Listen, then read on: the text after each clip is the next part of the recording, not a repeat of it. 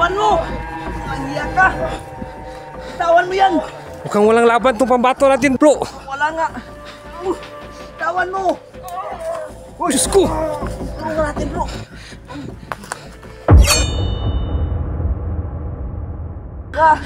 Paano na to, bro? Nandyan na siya, may dala siyang itak. Patay na tayo pa! Uy!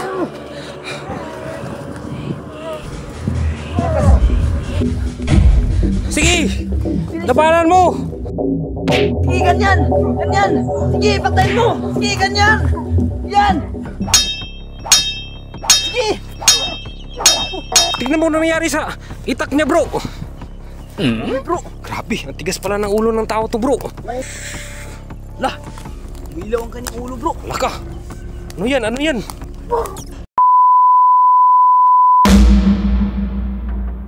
Bro! Halika dito, bro! Yan! Sige!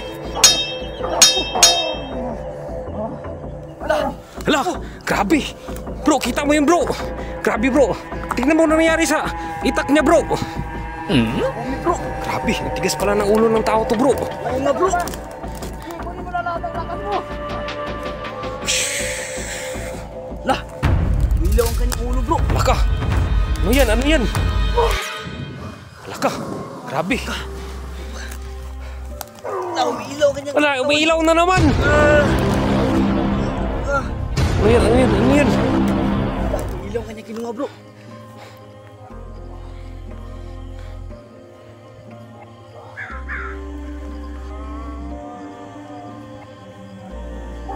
Lah! Umilaw, bro! Hala! Hala! Ako! Ang ayaw na narating, bro! Ayun, oh! Diyos ko! Sana? Siguradong hindi yun makakabalik dito, bro! Naku! Parang naging star na yung halimaw, bro! Ayun nga, bro! Takpan mo na ang silaw! Napangyarihan ang ulo ko! Bilisan mo, takpan mo! Ah! Silaw eh! Grabe! Bilisan na natin! Kasi panandalian ng yung kapangyarihan ng ulo ko! Tara na!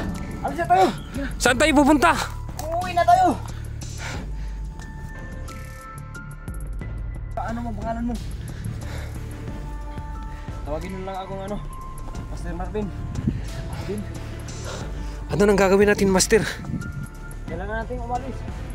Kasi hindi nyo alam na ang lugar natin napaka-delikado. Kailangan nyo sumunod sa akin. Tara na! Ika, siguro tayo. Ika, bakit nandito kayo? Naghahanap kasi kami nawawala eh.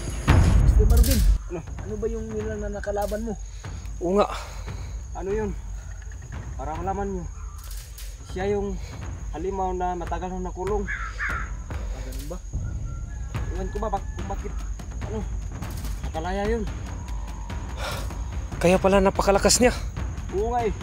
Pero iwan ko ba kung bakit lalong lumalakas siya.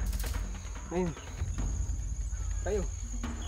Ano pala talaga ang ginagawa niya dito? Kung bakit kayo nandito? Kasi may hinahanap kasi kami mga taong nawawala eh. Yung isa, tita ko. Tapos yung isa, yung pinsan niya. Ha? Tao mga nawawala? Oo! Ilan na ba ang tao nawawala dito? 5. 5? Oo. Tapos, kaming dalawa, buti na lang at nailigtas ko dahil kung hindi, parang kasama kami sa mga nawawala eh. Kaya pala lalo siyang lumalakas. Kasi marami na siyang nakain na tao. Hala! Kinain yung pinsan ko. Oo, pinsan ko. Hindi nyo na mahanap yung nawawalang pinsan nyo kasi nakain na yun eh. Pinsan ko yun eh. Pinsan ko. Ibig sabihin, nangangain ng tao yun. Oo. Ibig sabihin ba nun, hindi na makakabalik yung pinsan ko? Hindi na kasi, nakain na yun. Bro, Oo, bro. paano na to, bro? Paano natin iulat sa kanila na hindi na babalik yung mga nawawala, bro? Oo nga eh. Tignan mo no, Master. Bakit siya kumakain ng tao? Alam niyo, yun yung paraan niya para lalo siyang lumalakas. Saan ba siya nanggaling? Oo nga, saan ba siya nanggaling? At saka, grabe yung lakas niya. Kaya nga eh. At saka ang pangit ng itsura. Parang hindi siya tao eh. Oo. Kaya nga napadpad ako dito. Kasi tinutugis ko yung aswang na yun. Ganun ba? Nakawala kasi yun kasi nabuksan yung portal eh. Anong portal? Yung labusan. Saan yun nakalagay? Doon sa ano? Sa gubat. Na tinatawag na kawa. Ganun pala. Naku bro. Kaya pala bro. Kasi doon sa poster ng mga nawawala, doon nila tinuturo. Sa kawa. Doon sa pinuntahan natin. Kaya nga. Ibig sabihin may lagusan doon, master. Oo. Ano bro? Ano yun bro? Master Marvin, balikan natin yung kawa. Oo nga. Baka may nakaligtas pa ng mga tao. Ano, pupunta kayo doon? Oo. Oo. Hindi na pwede. Bakit? Kasi nagsilabasan na yung mga halimaw doon. Naku. Tapos, hindi na yung pwede isara kasi baka anong mangyari sa inyo. Kailangan natin yung isira eh. Hindi. Kasi napakadelikado ang lugar na yun. Pati na dito. Bakit? Kaya wag kayong pagkalagala. Ibig sabihin, may mga nilalang dito. Napakadami. Baka may paraan pa para maisira yun. Hindi, wala na. Nandito na lang ako para tumutugi sa mga lumalabas na nilalang sa lagusan na yun. Anong gagawin natin? Tika, kaninong bahay ba to? Hindi ko alam. Pero mas mabuting dito muna tayo magpahinga. Ganun ba? Tara, tara.